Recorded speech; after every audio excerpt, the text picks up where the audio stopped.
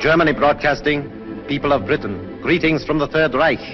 This is the voice you have learned to fear. This is the voice of terror. Again we bring you disaster, crushing, humiliating disaster. It is folly to stand against the mighty wrath of the Fuhrer.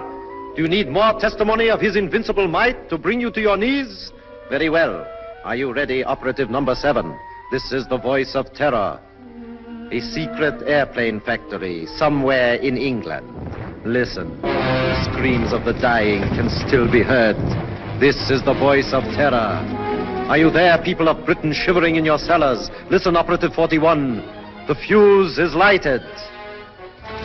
Oil to fuel your navy, to feed your tanks. There it goes up in smoke by the millions of gallons. This is the voice of terror. Do you still believe that there are secrets unknown to the Fuhrer? Listen. Tonight at 7:10, an important diplomat boarded a train at a little station outside Liverpool. Each split second is accounted for. The rails divide. The train hurtles through the air. The diplomat will make no report in London. This is the voice of terror. Englishmen, do you still await your doom in your stupid, stuffy little clubs? It will come, I promise you. Operative 23, the time is now. We strike you on the high seas, as well as on the land. This is the voice of terror. Englishmen, the Fuhrer strikes you now as he pleases. Water pours through your greatest dams, smashing everything before it, even as our invincible armies roll toward their objectives.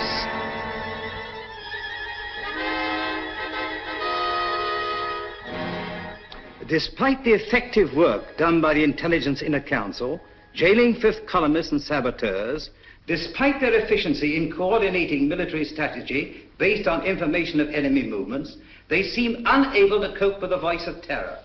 Already 6 military catastrophes have occurred. The unmitigated nerve of the press. Now they're attacking us. At last the fellow of the kingdom come. If only we could keep this insidious stuff off the air. I'm not sure that I agree with you. What purpose would that serve? Well, the people wouldn't have to listen to it. I've been talking to Crosby, the radio technician. If we want him jammed off the air, Crosby can do it. I've been working along other lines. I've asked Mr. Sherlock Holmes to come here. What? Sherlock Holmes? This isn't a case for a private detective, it's a matter of state. In this emergency, we should take advantage of everyone's peculiar gifts. Mr. Holmes is the most subtle and extraordinary private investigator of our time. Are you intimating that the Army and Navy intelligence plus Scotland Yard are not equal to the occasion, Sir Evan? I'm sure they're equal to any occasion. They've done a marvelous job of lining up fifth columnists, saboteurs, and keeping us informed of the enemy's movements. But the voice of terror seems to have them stumped. Sherlock Holmes may have a new approach that will solve the problem. What's happened inside these walls has always been secret. We don't want any outsiders here.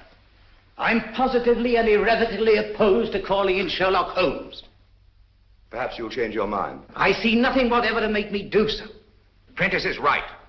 For ordinary criminal investigation, Holmes is excellent, but not for this. He's unorthodox and theatrical. I can tell you all about him. Gentlemen, perhaps I can throw some light on the subject myself. Holmes, how are you? So good of you to come. Good afternoon, Sir Evan. Your card opened all doors. Oh, Blouser! Oh, you put on a little weight since you left school. You don't look any younger yourself, Dimples. How are you? Fine. Come in, won't you? You know these gentlemen? I think so. How do you do? I haven't had that pleasure. May I introduce my friend and associate, Dr. Watson? How do you do? I'm afraid I've arrived at an embarrassing moment. Not at all. This gentleman here, Admiral Sir John Prentice. Admiral Prentice, objects most strongly to my being called in. How could you possibly infer that? From the carpet. Carpet? A man who rises from his chair and digs his heels sternly into the carpet is violently opposed to something, and the Admiral, being quite distressed by the criticisms of the press, would be most apt to resent my intrusion. Well, you've just arrived from Sevenoaks. Yes, of course. How on earth did you know that? Oh, pardon my mentioning it, but adhering to your left boot heel is a variety of clay known only in Sevenoaks. An amazing piece of deduction. Elementary, my dear Baron. Here's a broadcast of the voice of terror.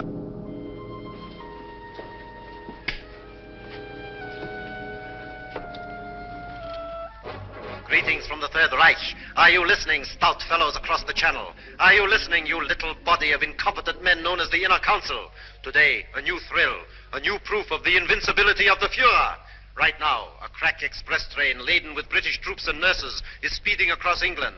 In just one moment, it will leave the rails forever, crashing twisted metal, the cries of the dying. They can't. Now, They wouldn't dare. It's impossible. They couldn't have got on. the men are laughing, joking. That one in the third car reads a letter from home. It is the last letter he will ever receive. The train is rounding a curve. Its whistle is screaming. Farewell, it is saying. Farewell. You have just heard an exact reproduction of the way it sounds, the way it must actually be. The hearts of the German people bleed that innocent men and women have to be killed because your stupid war man... Shaw speaking. Have you any news of the Liverpool Express? Time and time again offered in peace. But if your blundering war cabinet cannot see that England is already lost, then it is our sacred German duty to prove it to them over and over and over until they are on their knees, begging, pleading, groveling for the exquisite mercy of our Führer. Each night, the voice of terror will announce... Shut it all. death blow struck Stop at the it. heart of England. Even as you listen, and you... I'm sorry. Do what you can, Holmes. This frightful thing has got to be stopped. His son was on that train. How did they find out about the truce? It was an absolute secret. Gentlemen, something must be done about this thing at once. Yes. First of all, then, the voice must not be blocked off the air. But he's a menace.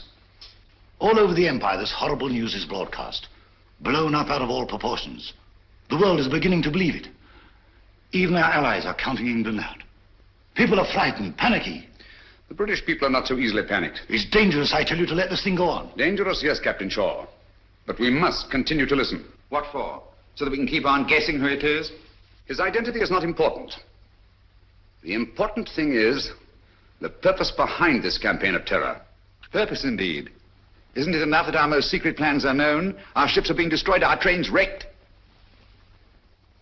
I'm convinced that these disasters are only a prelude, a smokescreen, to cover up a more diabolic plan. And I intend to find out what that plan is. This council and Scotland Yard will give you all the aid you require. Thank you.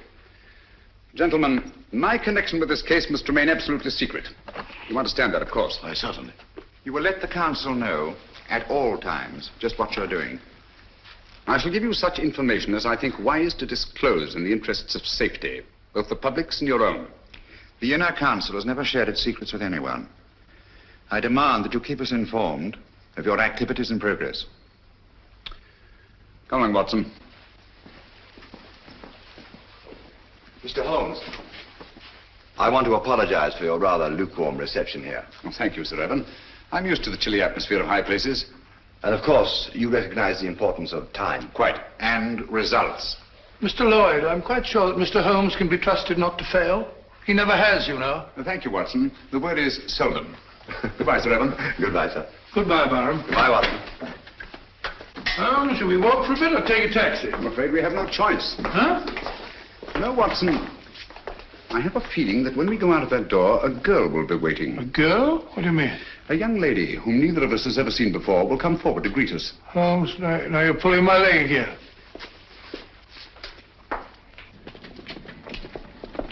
Mr. Holmes, I'm Jill Grandis. How do you do? This is my friend, Dr. Watson. How do you do? How do you do? I've been assigned to drive you around. Thank you. Good gracious me. Where do you wish to go? Baker Street. I know, 221B. Come on, Watson. Hurry up, old fellow.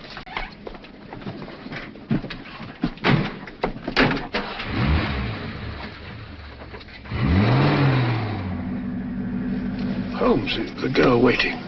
What an extraordinary thing. Elementary, my dear Watson. No, it's an amazing deduction. How on earth did you arrive at it? Barham told me. What?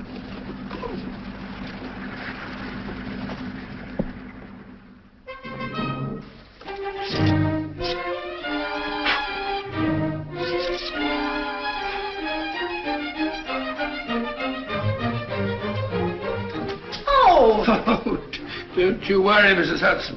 Just giving her a bit of a clean. Now we're on a case again. The joints are a bit rusty, like mine, you know. Is he back in a case again? Case? The greatest case of our career. Oh, mercy, it always is.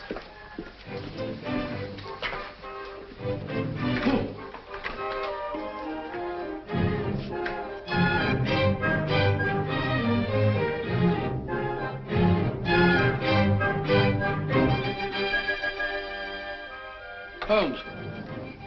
Mr. Holmes. What? That's all right.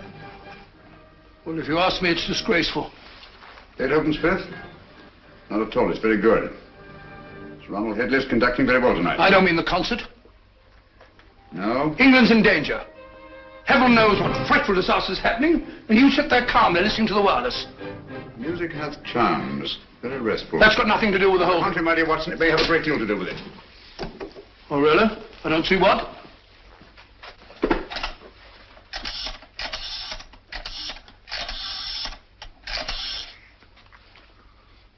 BBC Request Station, this is Sherlock Holmes. I understand you play recordings. Would you mind playing Beethoven's Fifth, conducted by Sir Ronald Headley? Thank you very much. But you just heard it. I like it. Huh?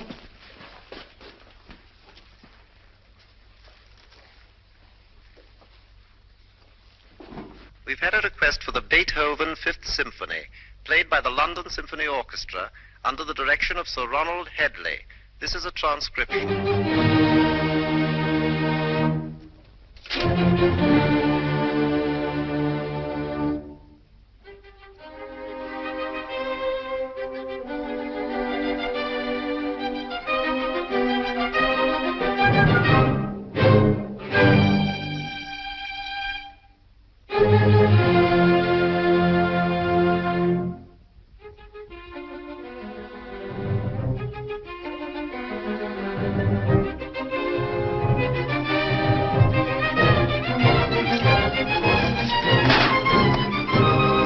What's the matter about?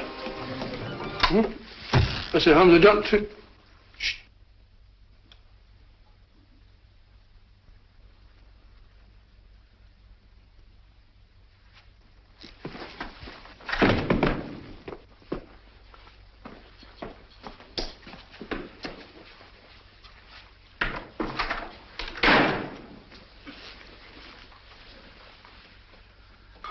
Mr. Holmes. Yes, Gavin? Christopher. Dead? Yes. It's been driven in with a lot of force. Watson, this is a warning. Warning? How do you know? I had sent for Gavin to get certain information, which you must have found there in the dark and sinister alleys of Limehouse.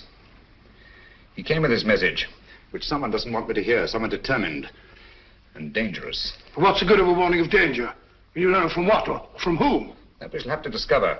This knife was thrown by the tip, from a distance of about 50 feet, by a man about 5'10". Steady, Holmes. Elementary. No fingerprints. But the distance and the man's height. The angle of entry. And the force with which he penetrated the victim. But Holmes, what do you suppose he meant when he said Christopher? We must find out at once. Come on, Watson. Huh? Come in. Oh, Mr. Holmes, I saw a fellow lurking about your steps tonight. Blimey, he won't lurk no more. Pull me out. Take care of it, Dobson. Very good, sir.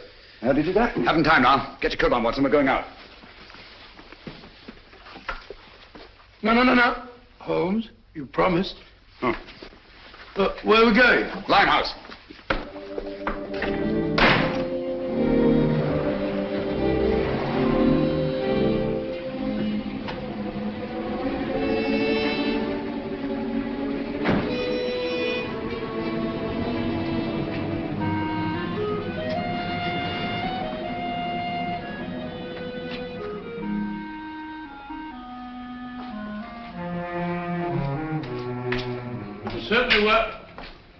Certainly wise of you to let Miss Grandis go. This is no place for a girl or anyone else. There seem to be people about.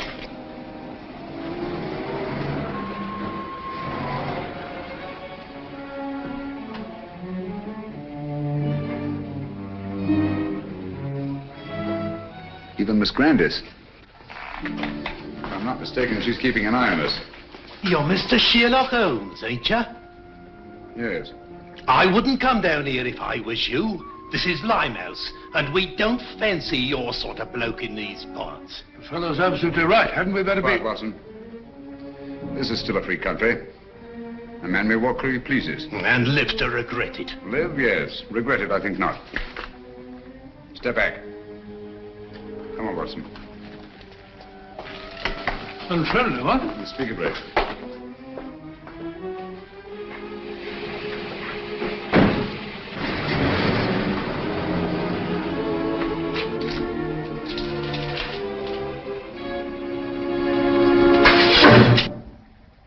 What was that, Holmes? It's all right, quiet. I can't see a thing. Luckily for us, neither can they.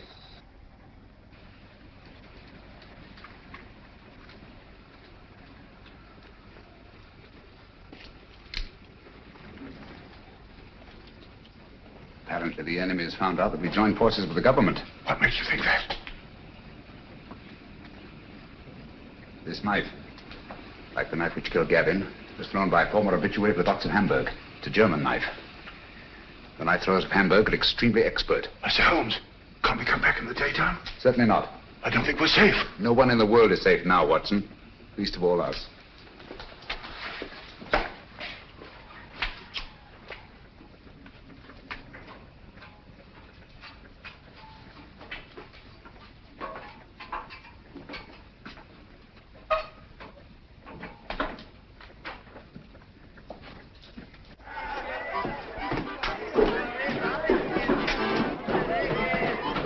What is it, Freddy? Now tell me that you don't recognize me. Mr. Sherlock Holmes. I got a specially ugly lot here I'll tonight. take my chances. I can't keep you out, Mr. Holmes, but...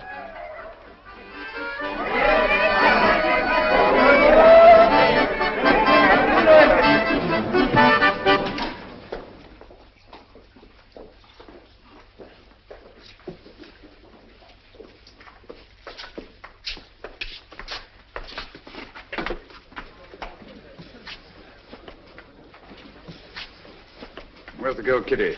Gavin's sweetheart. His wife. Can you get her? It's urgent. Try.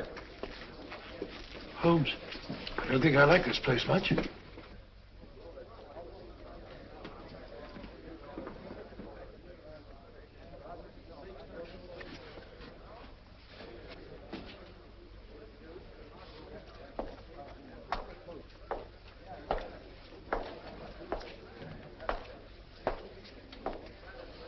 Well, just sit here if you don't mind. I think you'll recognize me, Mr. Holmes, if you look hard enough. Camberwell. You've got a long memory. Like me. Tarleton murder, 1932. Of course, I sent you up. Mr. Holmes, don't you think we better be... Stow your gab. For 10 long years, I've been sitting down there in Dartmoor, For the old 10 years, one thing's been preying on my mind. Only one? Just one. Someday I'll be getting out of here, I kept saying to myself. And when I do, someday I'm going to come face to face with Mr. Sherlock Holmes. Now you are. And now I am. Just who was it told you it was me who slit the throat of that swine Tarleton? I want an answer. You told me. Me? On the windowsill, you left 4 infinitesimal pieces of ash from a particularly revolting kind of tobacco that you were known to use. The knife blade was sharpened by a left-handed man. You signed your name to the crime. So that's what? Exactly. Very careless. Careless. It's criminal, I calls it. I ought to be shot. Perhaps someday you will be. You can put your revolver away now, Watson. Well, Holmes, you never know.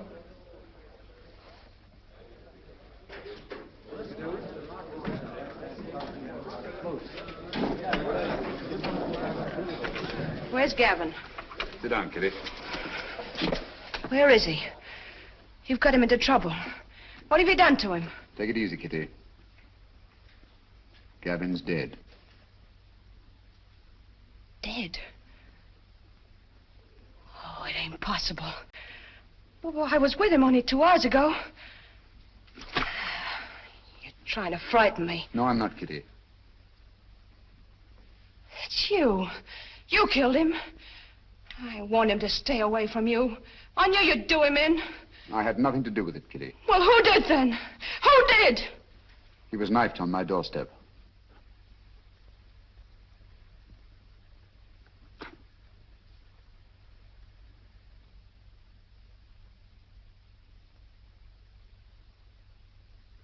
I'm sorry. I'm deeply in his debt. Before he died, he said one word. Christopher.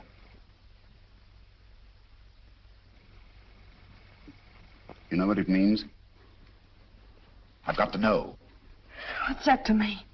You want to avenge Gavin's death, don't you? I don't want nothing to do with it. Nor with you. I never had any dealings with the police, and I won't start now. I'm not asking this for myself. Our country, England, is at stake. Gavin was killed not by his own enemies, nor even mine, but by the enemies of England. So that's it. Yes, Kitty. The Nazis killed him. Help me to find out what Christopher means, and I promise the man who murdered Gavin shall pay for it. Think, Kitty. The cutthroats of the world menace us all. You can help stop this savagery. Yes, you, Kitty. It would take the police weeks, months perhaps, to find out a certain piece of information we must have. That's not so with you and your friends. You know every nook and corner of London. Get them to help us. We need their help.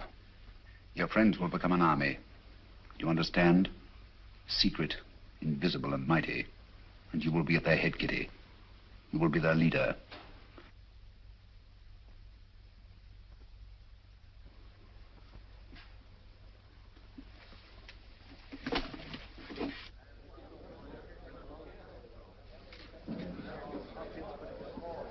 Grimes, do you know what Christopher means?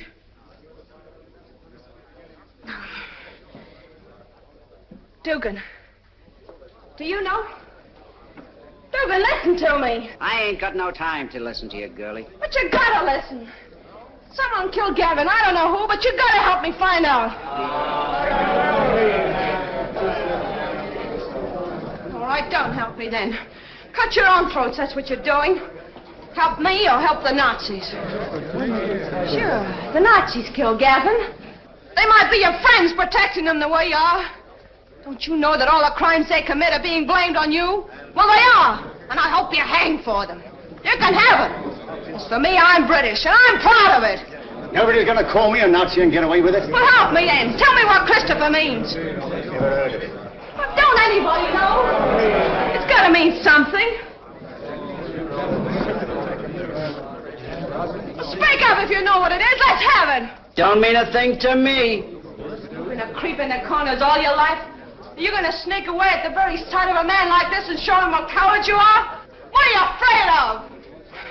I'm not asking this for myself. England's at stake. You're England as much as anyone else's. Got no time to think about whose side we're on. There's only one side, England. No matter how high or how low we are. You, and you. We're all on the same team. We've all got the same goal. Victory! What do you want to know? Spread out all over London. But find out what Christopher means. We'll find out. No fear about that. Thank you, Petey. Well done, my dear. Shaw speaking. Yes, Miss Grandis. That checks with my report. No, Miss Grandis. Sir Evan hasn't arrived yet. Yes, thank you. Miss Grandis reports that Holmes spent some time at the Air Ministry today. That checks with my information. Last night a murder and a session in Limehouse. I wonder what the fellow... He's here now. I don't think I need to report on my activities, gentlemen. You must be fairly well informed. We have our methods, Holmes. It only remains for you to show what's been accomplished. All in good time, Mr. Lloyd. Good evening, gentlemen. Good evening, Sir Evan. What's the matter? You look pale. Oh, it's nothing. Baron, your hand. Let's have a look at it, Baron. Oh, it's really nothing. Just an accident. What sort of an accident? Some fella took a shot at me, just as I was leaving the house. Took a shot at you? It's only a scratch. Ugly thing to happen. Have you any idea who it was? No, I haven't. He popped up out of the bushes, just as I was getting into my car. Fired once, then disappeared. What do you make of it, Watson? Bullet wound. Congratulations. This is a matter for the police. Oh, no, please. I can never identify him. Let's forget it. Captain Shaw.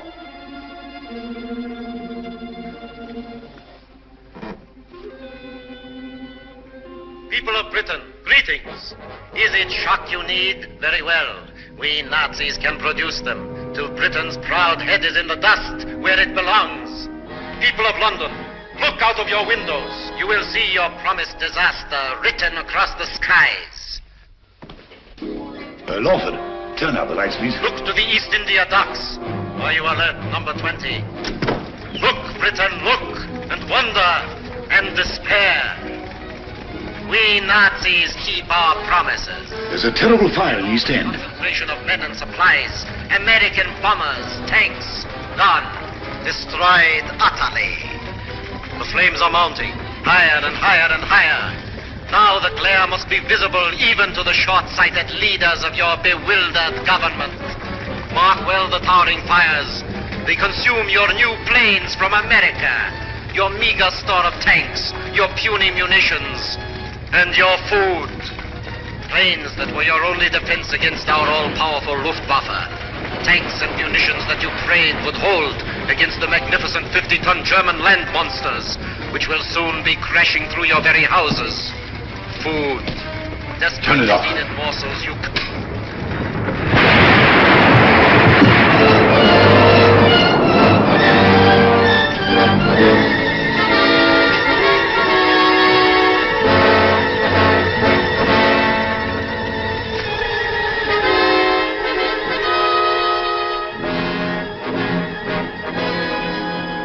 Gentlemen, this is really a terrible setback. How do they find out our secrets? It's horrible. The way it's timed, the precision of it. It's not so precise. Almost precise. What do you mean? I should call it exact. No. The fires actually broke out sometime before the voice called to his operative in London. Sure, that's true. And last time, the train disaster. Captain Shaw was on the telephone immediately, and Scotland Yard knew all about it. The derailment must have occurred at least 10 minutes earlier. That's certainly possible. Even so, what of it? No mystery, nothing supernatural, just split-second planning, that's all. Days, perhaps weeks in advance. Very well figured out, Holmes.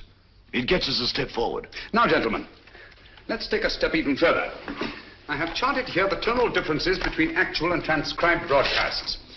Using this test, I'm convinced that the voice of terror is undoubtedly recorded and played from a record. What does that prove? It proves that the voice of terror, the man himself, is not in Germany.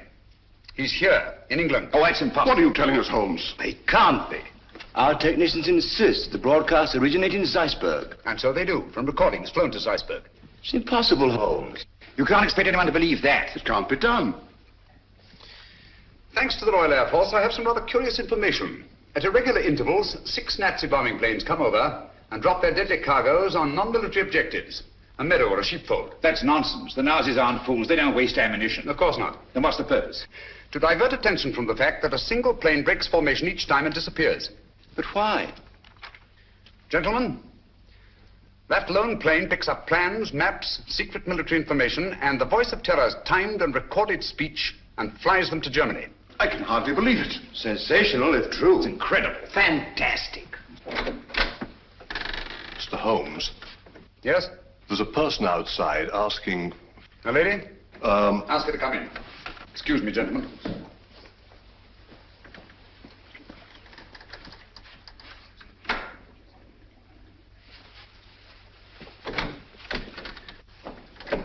Gentlemen, I must leave at once. Where are you going? That must remain a secret, even from this council. I object to this, Mr. Holmes. You're here against my wishes. Since you are here, I demand to know what's being done. As I've already told you, Mr. Lloyd, I shall report to this council at the proper time. And so, gentlemen, until we meet again, as I hope we will, take no unnecessary risks. We're all in grave danger. Come along, Watson. Coming.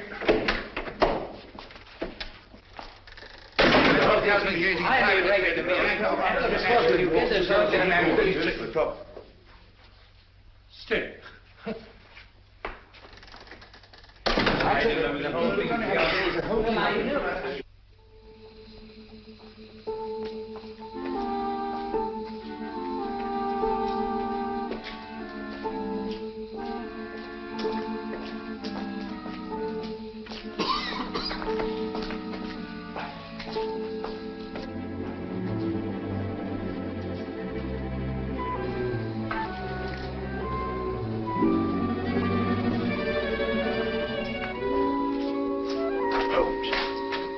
we're being followed. Yes, I know. It's Lloyd. Lloyd? How do you know? He's so obvious about it.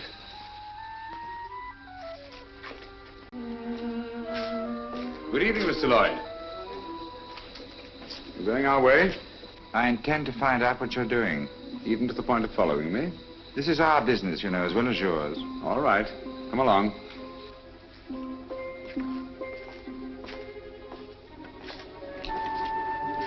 This is the place.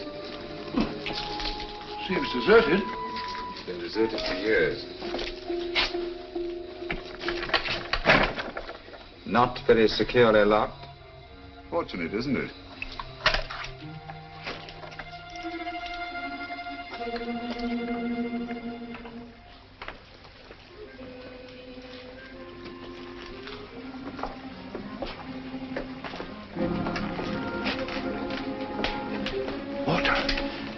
River.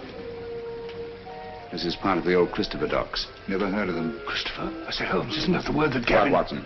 Oh, sorry. They're almost forgotten. They were built before Victoria.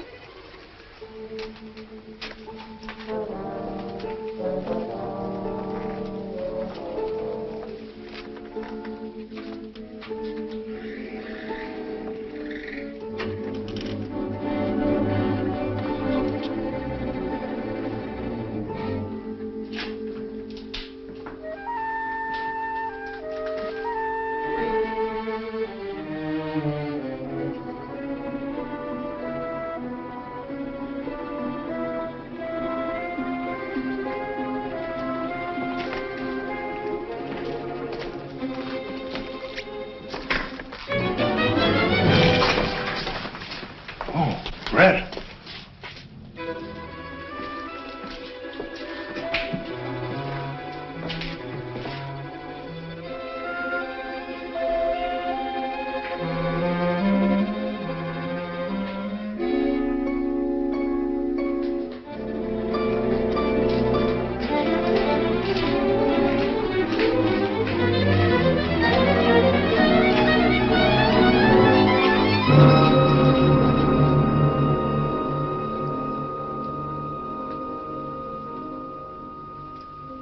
Good evening, gentlemen. I knew your curiosity would be your undoing, Mr. Holmes. You were expecting me then? Yes. I had hoped that the entire council might have come.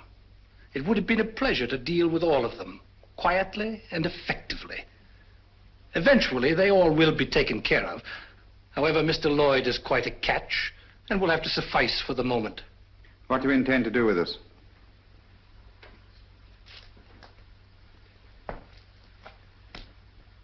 Were it not that time is so pressing, we might first put you on trial.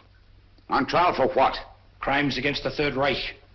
Misguided efforts to wreck our inevitable victory. Mr. Lloyd, your super-British patriotism, your blundering but sometimes effective intelligence efforts are well known. We have quite a score against you, which will be settled. Dr. Watson. A fair physician, no doubt, but of no consequence. To our stupid British minds, every life is of consequence. A quaint notion of an even quainter nation. We are not like that.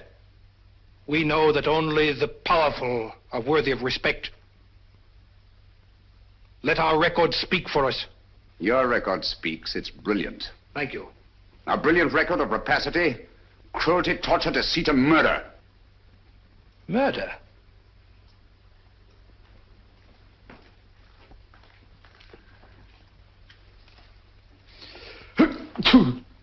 Gesundheit. Thank you. Cold? It is a little chilly in here. I'm sorry you're uncomfortable. My discomfort is of no consequence. Your false courage is not impressive, Mr. Holmes. Of course you realize that you and your friends are going to die? As all men must, sooner or later. Not later. Now.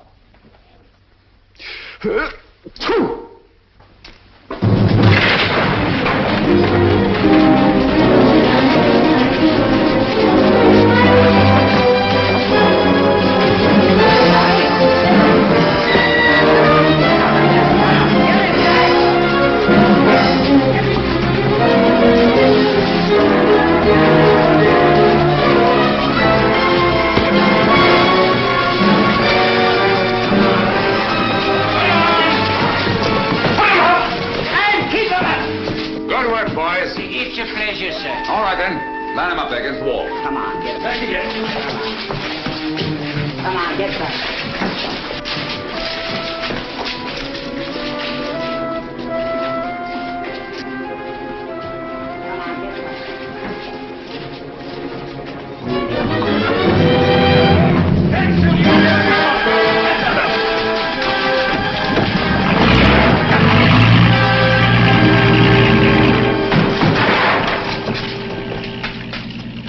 Got away.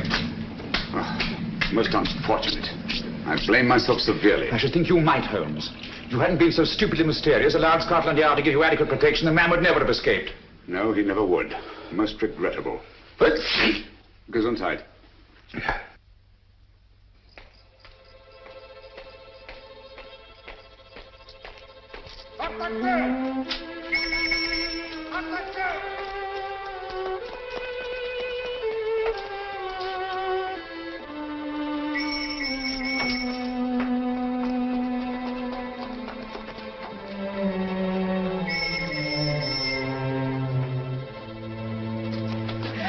Keep quiet.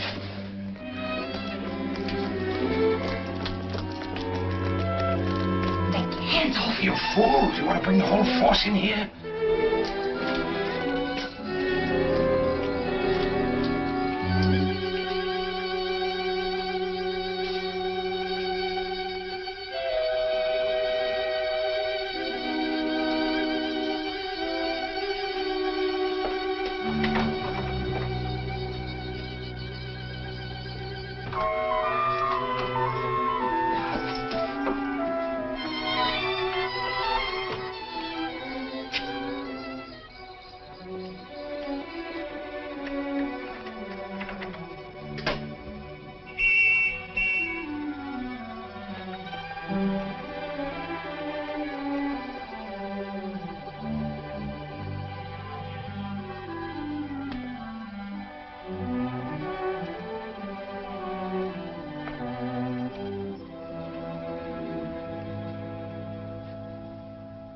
So that was it, eh?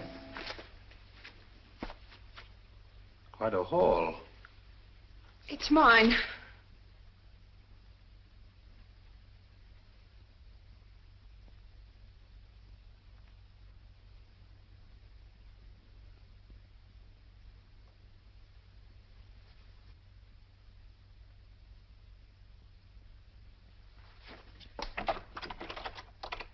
Go ahead. Your friends, the police, are undoubtedly still out there.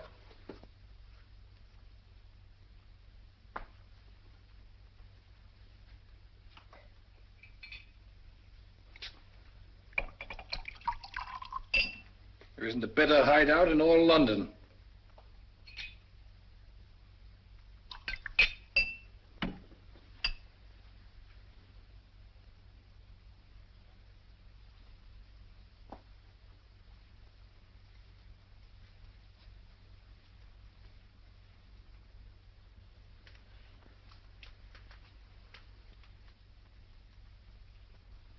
This will quiet your nerves.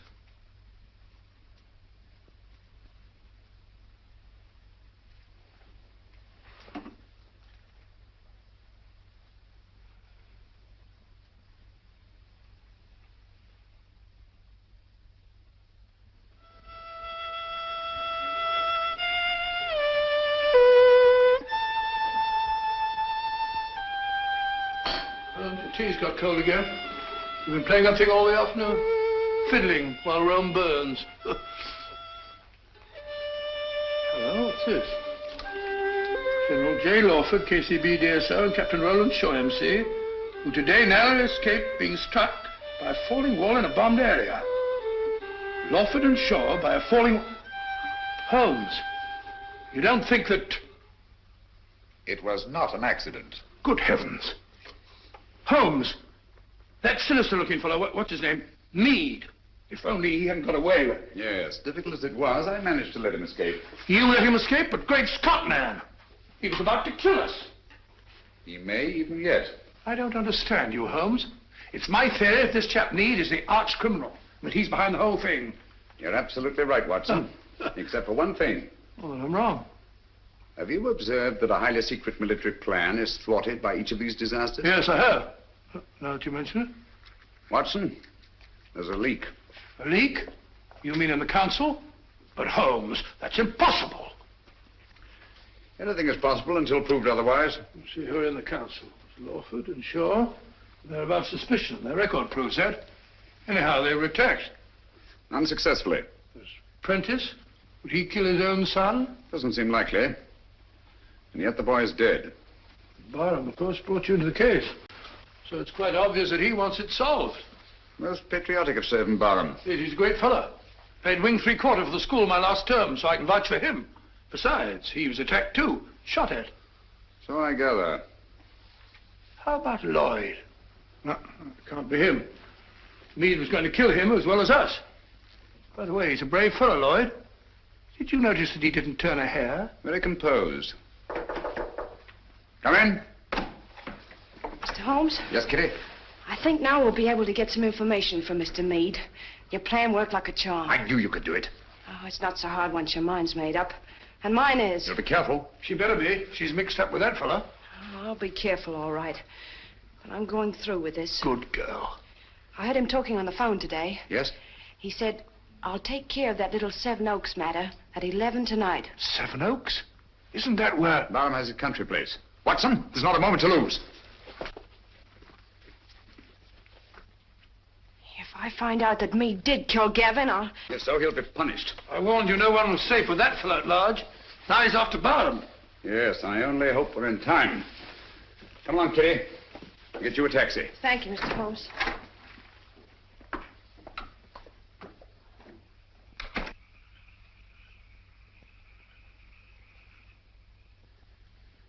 You think you ought to go it alone, sir? Worrying about that escaped German agent, huh? The threat was to kill the entire council, sir. Come, Smithson. Took bigger chances than this in the trenches. You've forgotten. I know, sir, but we were younger then.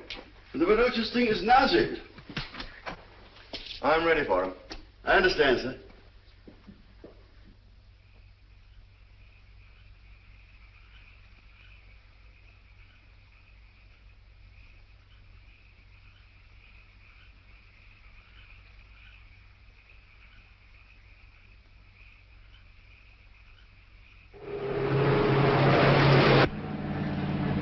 You've driven Sir Evan down here before, of course, Miss Grandis.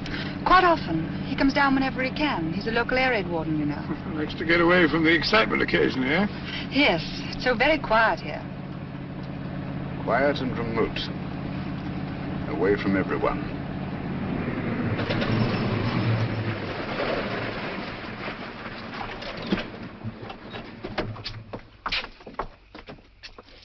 Yes? Oh, Miss Jill. It's all right, Smithson. Where's Sir Evan? On his rounds, miss. Which way?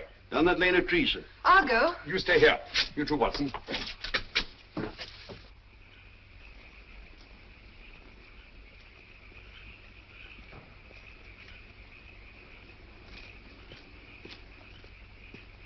Hello there, Bottom.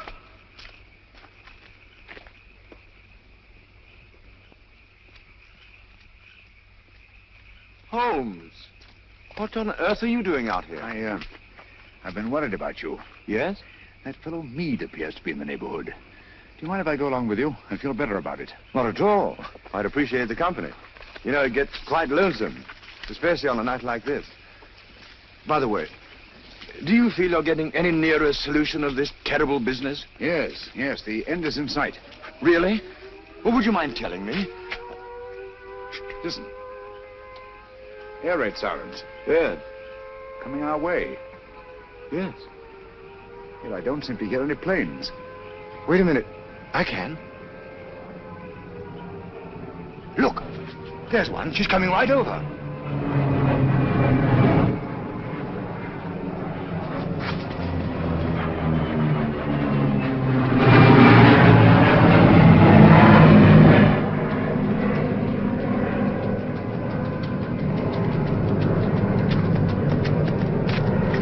There she is. How's theirs? There's. Holmes, he's coming in for a landing.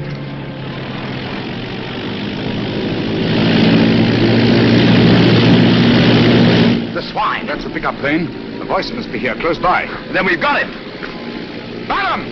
Be careful!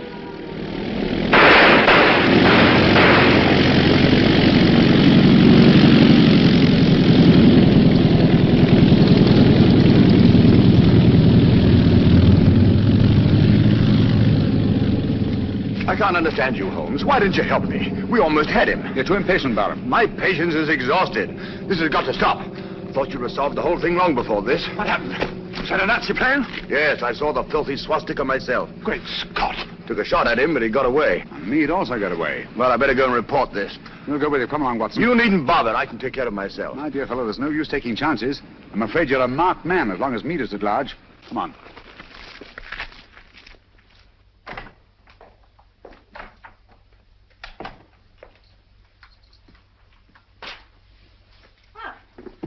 You're a fine one, leaving me alone half the night. Do you think I like it? I want to go out and have some fun. Don't bother me. Said you were going to let me work with you. Someday you'll come back and I won't be here. Where would you go? What's my business? Maybe you'll be waiting here next time and I won't come back. Don't talk like that. I'm sorry, Kitty. You seem sort of different lately. Anything the matter? Maybe the next time you see me, I'll be in a position of authority, of power. No longer hiding in the dark. Giving the orders, not taking them. What do you say to that? You're drunk. Drunk? Yes. When I was a boy, I dreamed a dream. I was dressed in armor, shining blue-gray armor. I rode on a horse through the streets where the people cheered, hailing me. I rode over the bodies of underlings, prostrated before me. Their blood ran out along the gutters like a river.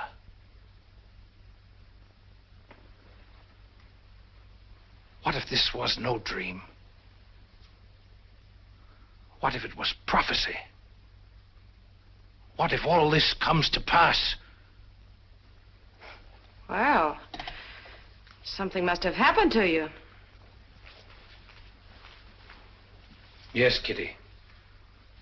Something that you're going to share with me. Get your coat. Hurry.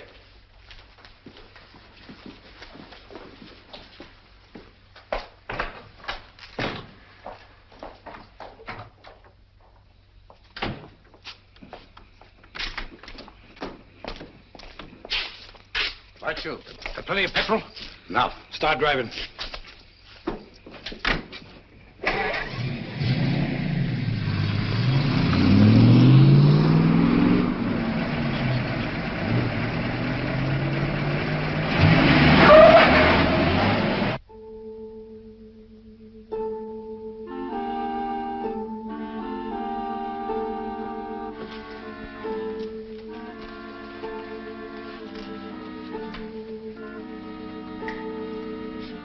Where's Holmes? He'll be here, I'm sure. It's starting now.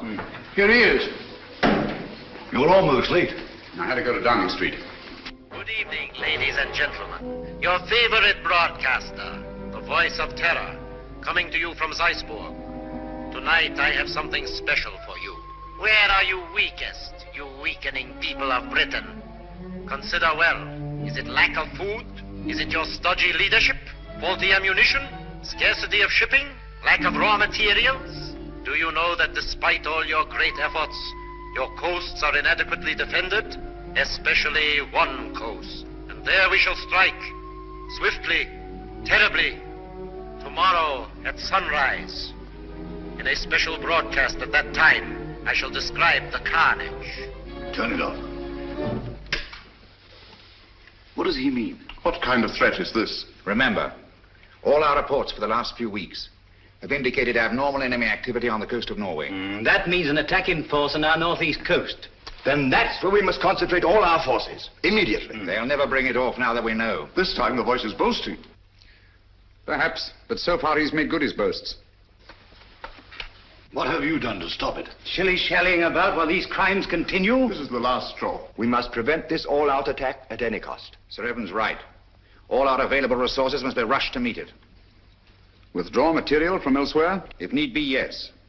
This calls for action, and lots of it. There's something curious about this broadcast. He said tomorrow. Always before it was now. I wonder what it means. There's no time for wonder at this point. Mr. Holmes, your methods have got us nowhere. The situation demanded action and got none. Mr. Lloyd, I think I know when action should be taken. Nevertheless, we take charge now. This is a crisis you can't hope to deal with. A man to see you, Mr. Bring him in. Yes, sir. Mr. Holmes, sir. Last night I trailed Kitty and the fellow Mead. Yes? They went to a place near a bomb village on the coast, sir. North? No, sir, south. South? Why didn't you come sooner? Motor trouble, sir. Just got back. All right, it can't be helped. Stand by until we need you. So, it's on the southern coast the drama's to be played. The fox is out of his hole at last. Mead has led us to the voice of terror. Gentlemen, we must set out at once. Are you mad? What sort of a wild goose chase are you suggesting? It's ridiculous. It's time to put a stop to this. Barham speaking. Yes, of course. We've been ordered to accompany Mr. Holmes.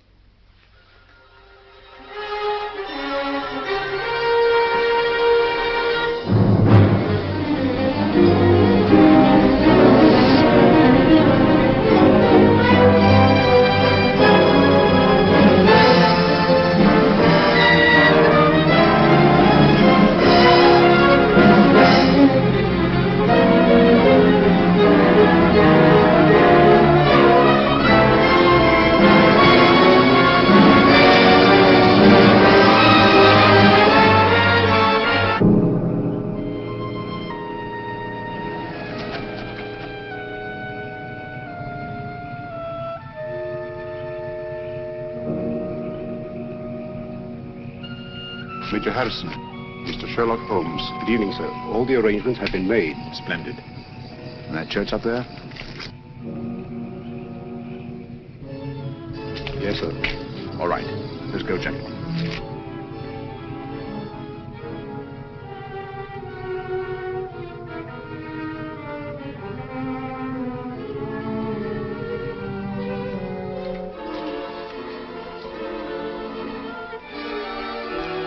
One box seems to be delayed. He'll be here, never fear. You all understand your objectives. Sheila! Sheila! Yes, sir. You understand what you're to do? Yes, sir. I'm going with the first contingent to Liverpool. Your men are waiting there, organized to take control? They have been ready and waiting for weeks. What was that?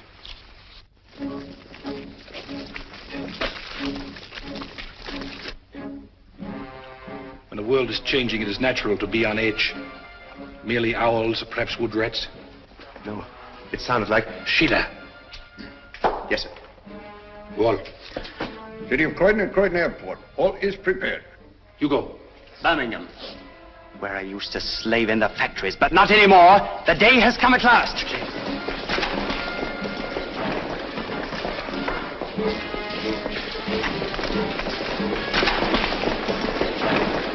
Line them up over there.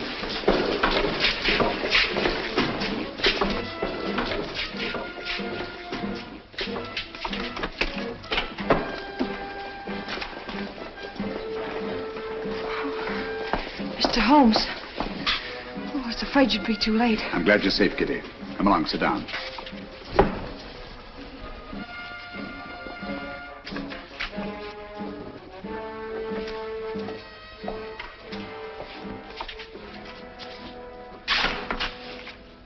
Gentlemen, when Mr. Meade and I last met, he wished he could put us on trial. Mr. Lloyd, Dr. Watson, and myself. Now, Meade, you are on trial. First, let me tell you why you have met here. The vague but canny threat against our northeastern coast was a blind. Your group was congregated here to receive an invasion army proceeded across the channel. What? Invasion? All those men rushed for defense of the north? I can't believe it. This sounds impossible. Sit down for a moment. It seems absurd of me. At the head of this mighty force, the picked and chosen, the faithful were to proceed to various centers of our country and take up positions of authority. And we shall, do you understand that? Unfortunately for you, that is not to be. We're held, yes. But the invasion will proceed without us. What else is he doing? Why we are helpless here? Please be patient. You called me in on this case to identify and to silence the voice of terror and to circumvent the unknown plan behind it. That undertaking is still in progress. But we are rapidly drawing to a conclusion. Gentlemen, the voice of terror is here with you in this church. What? Are you referring to Meade? Why, who is it? Meade was my one sure connection with the voice of terror. At the warehouse, I allowed him to escape and assigned Kitty here to trail him. When I learned through Kitty's abduction that Meade had come down here to meet with a group of men, I asked myself why. Why a deserted fishing village on the Channel when Scotland was to be the next scene of disaster? And why was it necessary to withdraw great stores of ordnance and material for the protection of Scotland? It was a ruse, gentlemen, to leave this coast unprotected. A ruse devised by the voice of terror. I knew quite early, of course, that the voice was a member of your august body. You dare to insinuate that one of us... If this is meant to be humor, it's very ill-timed. German agents knew I was on the case the very night I was called in. How did they know this secret? One of your counsel informed them. There were attempts made on the lives of all of us. But the attempt made on the life of one of your members was entirely unsubstantiated, resting on his word alone. One member whom I went to the country ostensibly to protect, actually to surprise. This member fired on the Nazi pickup plane, not in rage as he pretended, but to warn and frighten it away. That was very clever of you, Sir Evan. Sir Evan? I can't believe it. Sir Evan couldn't be implicated in a thing like this. What's Sir Evan got to say? Let me congratulate you, Mr. Holmes. You admit this outrageous accusation? There's been treason before, but this is beyond belief. Treason is not involved. Sir Evan Barham is not Sir Evan Barham. What are you talking about? In March 1918, Lieutenant Evan Barham was a prisoner in a German prison camp. There, his amazing resemblance to a certain Heinrich von Bock, a brilliant young member of the German Secret Service, sealed young Barham's fate. One morning, he was taken out and shot, murdered in cold blood. Then this man is Heinrich von Bock, who has been masquerading in Barham's place for the past 24 years. You see, gentlemen, the Germans plan well in advance. It's incredible. How could a thing like this happen? Barham had no immediate family. The details of his private life were avidly studied by von Bock, who was 3 years at Oxford and had a perfect knowledge of the English language and English habits. So, with possibly the help of a little plastic surgery, Not forgetting the considerable resemblance to Barham in the first place, the deception was carried through. Very clever, Mr. Holmes. I must say, Holmes, this is positively amazing. What made you first suspect Barham? The real Sir Van Barham carried a scar from childhood. This one is about 20 years old. A detail, but significant. I can't believe it. It was Barham who insisted on your being brought into the case. A colossal piece of egocentric conceit. One to match your own, Mr. Sherlock Holmes. Of course I brought you into the case. To see your weak and silly handling, to watch you fumble and lose it. Are you too stupid to realize that this group is but a small part of our organization? We have men stationed all over England, ready to take command. They never will. They were all taken exactly at dawn, just as you were. So now we are trapped, huh? No, gentlemen. It is you who are trapped. Listen. Even now our Messerschmitts are roaring overhead, the vanguard of the invasion. Why are they not routed? Where are our boasted anti-aircraft guns? They are silent. Our little ruse was entirely successful. The coast has been stripped of its defenses. Preserve your vaunted British vanity as best you may in this your hour of most humiliating defeat. You have not captured us, my friend. We have annihilated you.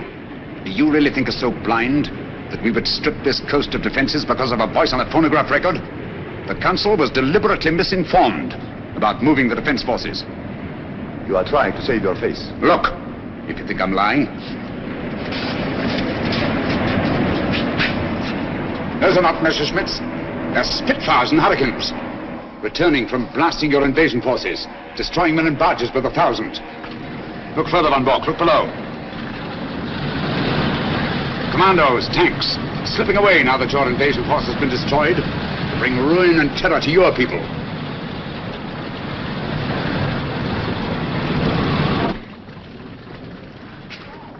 I wonder if there's anything on the wireless about this. The BBC. We are frightfully sorry to announce that a special broadcast of the Voice of Terror will have to be delayed indefinitely. A threat against our northern coasts, made only as a blind to cover the enemy's invasion plans, has not been fulfilled. Instead, our victorious planes have blasted invasion bases on the continent, destroying enormous stores of materiel and troops. More news of this triumphant victory tomorrow.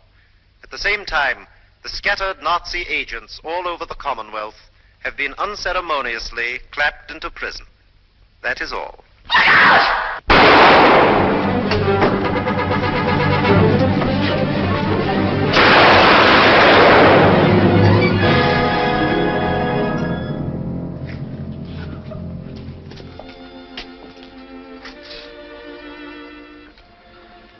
This girl merits our deepest gratitude. Our country is honored in having had such loyalty and devotion. We'll remember. Holmes, I don't know how we'll ever thank you. Don't try, it isn't necessary. I'll be with you in a minute, Holmes. I'll just see that she's taken care of.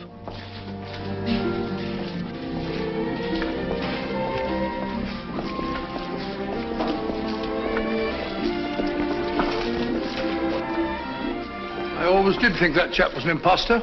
Barham was a good fellow. Played wing three-quarter for the school.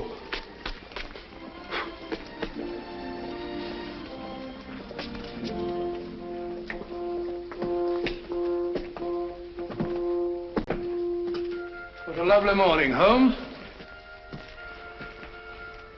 There's an east wind coming, Watson. No, I don't think so. Looks like another warm day. Good old Watson. The one fixed point in a changing age. There's an east wind coming all the same. Such a wind has never blew on England yet. It will be cold and bitter, Watson. And a good many of us may wither before its blast. But it's God's own wind nonetheless. And a greener, better, stronger land will lie in the sunshine when the storm is cleared.